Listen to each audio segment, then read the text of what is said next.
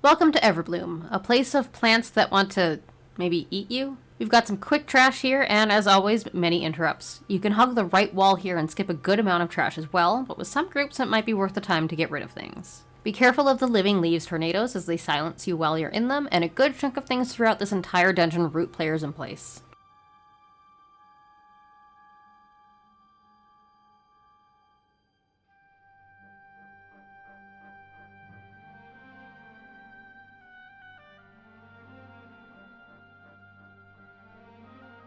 On to the first boss, Witherbark. The water around him starts churning and sending little water bolts at players, landing with an AoE on the ground. Keep moving around to dodge them. Witherbark will cast unchecked growth at players, and when these are in place, they have a vapor AoE that does a fair amount of damage. Tank should make sure he's facing away from the group for parched grass. This is a frontal cone on him, which will probably murder especially lobies. Finally, Witherbark becomes brittle, which stuns him and increases his damage taken until full aqueous energy. Stop that by taking out the balls of water that pop up and move towards him. Each one will restore 25 energy to the boss. They do also turn unchecked growth into adds that move around and fight players. There is also a raid-wide damage as the bubbles burst when they reach 0 health, so healers be ready for that. It should not be too scary. I didn't get any footage of it, but I remember tanks pulling him to the side away from the water, so we would have more time to take out the water bubbles.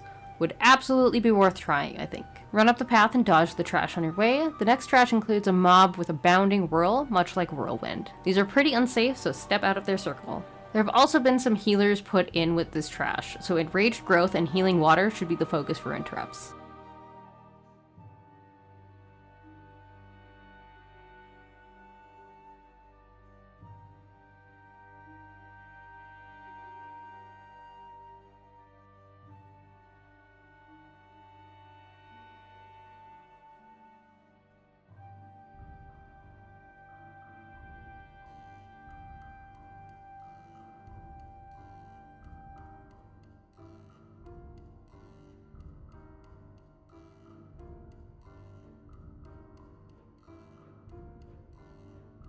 Now the Ancient Protectors. This used to be done in a different order to what I've seen of late. Life Warden Gola is the healer of the group here and should be taken out first and Interrupt Revitalize when it comes up. Earthshaper Telu should be second and his Toxic Bloom should be interrupted over anything else as this stuns players for 4 seconds. Finally, Dualhu's biggest thing is a Noxious Charge. It's best to move away from your group with this as he leaves behind a Noxious Discharge, which is a large circle damage around where he's charged at.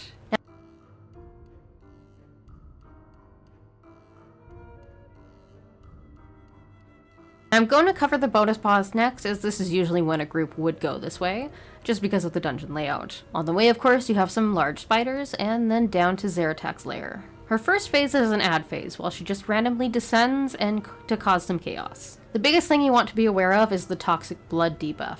When the spiderlings reach 10 stacks of this, they explode and leave a gas cloud. The orcs here will try to inhale those as well. I believe when 8 spiderlings have died is when she comes down, but it's not actually in the Timewalking journal, just the heroic one. Either way, her toxic bolt is interruptible, and she will also try to eat some of the pale orcs which heal her. This fight also does generally take a little while, so most groups will probably skip it altogether.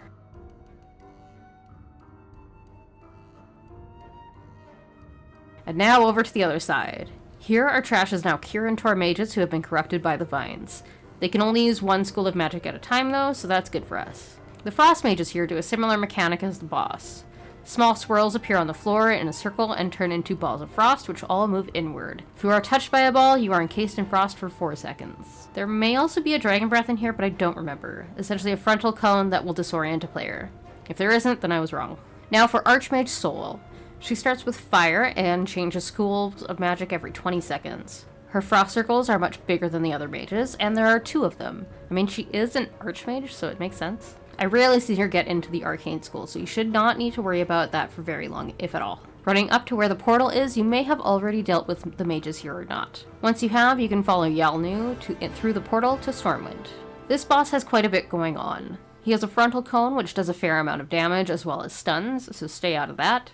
Verdant Eruption pulls up a large ancient ad who attacks one of our mage friends. Stay away from where he pops up though, as there is also a stun. Genesis is a very easy one to deal with though. Small lashers start sprouting around the ground, and they will eventually pull themselves up and become attackable. However, you can also bring down the number of ads that spawn by simply walking over them. If your group is very slow on DPS, I would highly recommend stepping on these flowers. Just these ones though, not your neighbor's flowers. And that's it for Everbloom. As always, I stream over on twitch.tv/senpai90. Thank you for watching, I love you 3000, and happy time walking.